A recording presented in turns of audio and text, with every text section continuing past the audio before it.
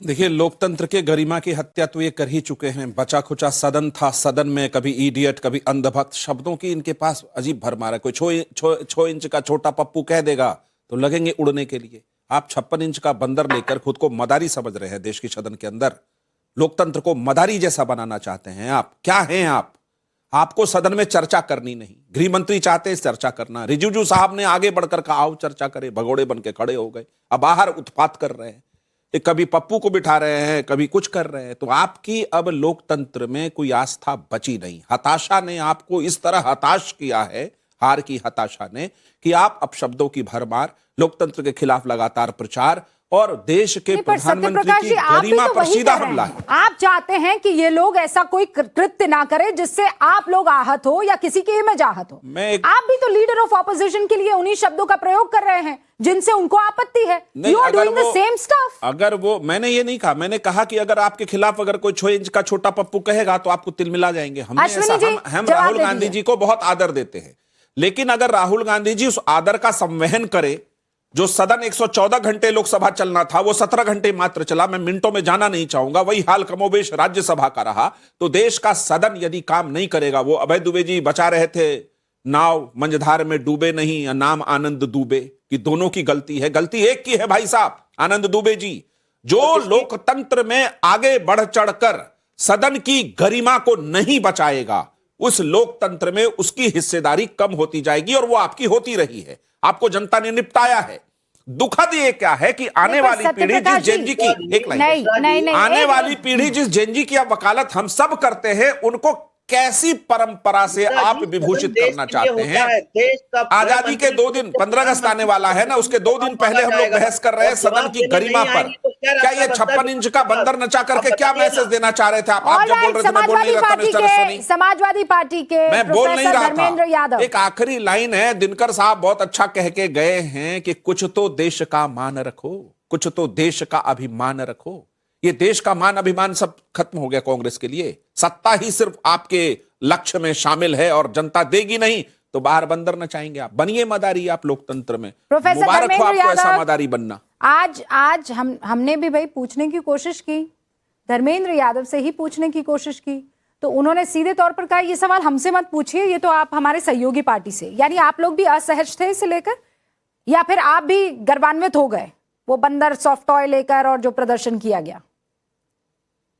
रूबिका जी, भारतीय राजनीति में जो भाषाई मर्यादा है उसका ख्याल सारी पार्टियों को रखना चाहिए। दुर्भाग्य इस देश का ये है कि भारतीय जनता पार्टी जब से सत्ता में आई है, उन्होंने भाषाई मर्यादा और लोकतंत्र की मर्यादा का इतना नुकसान पहुंचाया है, उसे रसातल पर पहुंचाने का काम किया है। शुरुआत देश के प्रधानमंत्री से भी कर सकते हैं, लेकिन उसी पार्लियामेंट में भारतीय जनता पार्टी के सांसद अनिल बिदूड़ी ने क्या बोला था, मैं आपके चैनल पे बोलना नहीं चाहता हूं। और उसी लोकतंत्र के मंदिर में जहां मर्यादा की बात होती है, जहां भाषा की बात होती है, जहां शिष्टाचार की बात होती है, निशिकांत दुबे अय्यासी पर पीएचडी करके बैठे हुए हैं। अगर मैं ये बात बोलूं कि अपनी बहन से शादी करके अय्यासी पर भाषण देते हैं, ये भारतीय जनता पार्टी की नियति और चरित्र का उदाहरण हो जाएगा। तो भारतीय जनता पार्टी ने जिस तरह से मर्यादा को तोड़ा है वो सबसे ज्यादा शर्मनाक है, उससे ज्यादा किसी भी पार्टी ने नहीं तोड़ा है। और हर पार्टी को इस बात का ध्यान रखना चाहिए, देश के अगर प्रधानमंत्री हैं उनका सम्मान होना चाहिए। देश के प्रधानमंत्री की मां को कोई 14 वर्ष की बच्ची गाली दे, उसकी हमेशा निंदा होनी चाहिए। समाजवादी पार्टी उसकी निंदा करती है, लेकिन उसी समय अगर इस देश के प्रधानमंत्री किसी की मां को कांग्रेस की विधवा बोले, वो भी भाषा की मर्यादा लागने का काम करता है। अरे पर ये सन 1947 की बात हो गई ना। मुझे ये बताइए, मुखिया अगर ये बात बोलते हैं, सुनिए, हाँ बिल्कुल सही, हाँ बिल्कुल सही, इसकी भर्त्सना आपको भी करनी चाहिए, बिल्कुल सही। अरे मैं पहली बार आप मुझसे ये सवाल नहीं पूछ रहे हैं। इसका खंडन और इस पर खेद और इसकी जितनी भी भर्त्सना की जा सकती है वो पहले भी हुई है और आगे भी होगी। किसी भी महिला के लिए किसी भी तरह के आपत्तिजनक शब्दों का किसी तरह का कोई स्थान समाज में नहीं होना चाहिए, ठीक है सर? अब मुझे ये बताइए, आप बार बार एक ही बिंदु को लेकर आते हैं और कहते हैं क्यों ये नहीं कहा करते थे। उसके बाद बताइए ना क्या चीजें नहीं बदली हैं, उसके बाद की बात कीजिए ना। बार बार एक ही तरह की चीज को दोहराना, ये क्या आप लोगों का एक ट्रेंड नहीं बन गया है? पहले तो गुरु प्रकाश जी जरा जवाब दे दीजिए। वो ये कह रहे हैं कि भाषा की मर्यादा को तो आप लोगों ने तोड़ा है, आपने तोड़ा, हमने फॉलो किया। अप डाउन होता है, अप डाउन रूबिका क्षमा चाहता हूं, शायद नेटवर्क की समस्या थी, मेरी आवाज नहीं जा रही थी। हाँ। लेकिन मैं सुन रहा था सभी की बातों को। देखिए, बड़ा दुख होता है, बड़ी मन में व्यथा होती है जब हम सुनते हैं ऐसी बातों को। एक युवा होने के नाते जो राजनीति में है, जो सदन जाने की इच्छा करते हैं, ऐसे सदन में कौन जाना चाहेगा जहां पे एक प्रधानमंत्री जी के लिए इस प्रकार से शब्दों का उपयोग होता है? और ऐसा पहली बार हो रहा है क्या? मैं सुन रहा था, अभी विपक्ष के साथी ज्ञान दे रहे थे, आपको ध्यान में होगा रूबिका, इस देश के इतिहास में पहली बार संविधान के सर्वोच्च स्थान पे एक आदिवासी की बेटी को बैठने का मौका मिला था। क्या क्या शब्द बोला गया था? ये बात आप बोल किसने चुके बोला हैं एक था? बार। कांग्रेस पार्टी के नेता विपक्ष अधीर रंजन चौधरी। जिस प्रकार के शब्दों का उपयोग हुआ था, मुझे लगता है कि अमर्यादा की पराकाष्ठा है, यह नीचता की पराकाष्ठा है। प्रधानमंत्री श्री नरेंद्र मोदी जी चूंकि एक वर्ग से आते हैं, क्या कहा था प्रियंका गांधी ने मंच से, सार्वजनिक मंच से कहा गया कि भाई नीच जाति के हैं, तब आपके आंख में आंसू नहीं थे क्या? देखिए, इनका एक एजेंडा है रूबिका, मैं आपको बताना चाहता हूं, सदन ना चले। कि जिस प्रकार से पॉलिसी पैरालिसिस चल रहा था, यूपीए के समय हम लोग एक शब्द सुनते थे, पॉलिसी पैरालिसिस। आप हमसे चुनाव में हार जाते हैं, आप हमसे मेहनत में हार जाते हैं, आप हमसे पराक्रम में हार जाते हैं, लेकिन ये जिम्मेदारी किसकी है कि सदन को चलाना है? काल, प्रश्नकाल सब खा गए आप लोग। नहीं, ये मेजॉरिटी जिम्मेदारी किसकी है? उठाना गुरु प्रकाश वो भी समय बर्बाद हो जाता है। मुझे ये बताइए ना, आप लोग इनको मना क्यों नहीं पाए? भाई किसका, वो कहते हैं ना कि किसका ये ओनस किसका है, जिम्मेदारी किसकी है?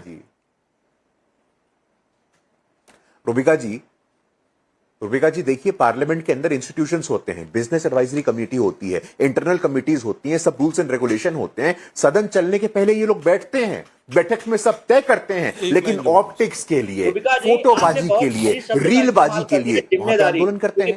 आंदोलन करिए आप, ठीक है, लेकिन शुद्ध फोटोबाजी हो रही है, शुद्ध फोटोबाजी हो रही है वहां पे, और कुछ नहीं हो रहा है। आपके बारे में नहीं बोल रहा था भैया, नहीं रूबिका जी, एक लाइन इसमें जोड़ना पड़ेगा, नहीं बोल रहा था। किरण रिजिजू साहब ने राहुल गांधी जी से भेंट की, मुलाकात की, आग्रह किया कि आइए चर्चा करें। एक-एक करके अश्विनी जी, तो सरकार ने अपनी जिम्मेदारी का वहन किया। अब राहुल गांधी का वो चंपी थोड़ी करने जाते हैं, सर में मसाज करने जाते हैं, आओ चर्चा करो। रिक्वेस्ट किया, आग्रह किया, आइए प्रभु चर्चा करते हैं, देश में छात्रों के राजनीति पर या जो भी जंतर मंतर पर हुआ चर्चा करते हैं। राहुल गांधी जी ने कभी लोकसभा अध्यक्ष को नोटिस नहीं दिया कि मुझे इस बात पर चर्चा इतने घंटे का इस नियम के तहत चाहिए, लेकिन सदन के बाहर उत्पात करते रहे। प्रकाश जी वो ये कह रहे हैं कि बच्चों पे लाठीचार्ज हुआ, हम तो उसकी मांग कर रहे थे। ये लाठीचार्ज मांग बिल्कुल आपकी जायज है, मैं उस मांग से अनभिज्ञ नहीं हूं, लेकिन आपने लोकसभा स्पीकर को ना नोटिस दिया, और किरण रिजिजू साहब ने जब आपसे कहा कि आओ चर्चा करते हैं, सर देखे भागना मत, आप उस पर तैयार नहीं हुए।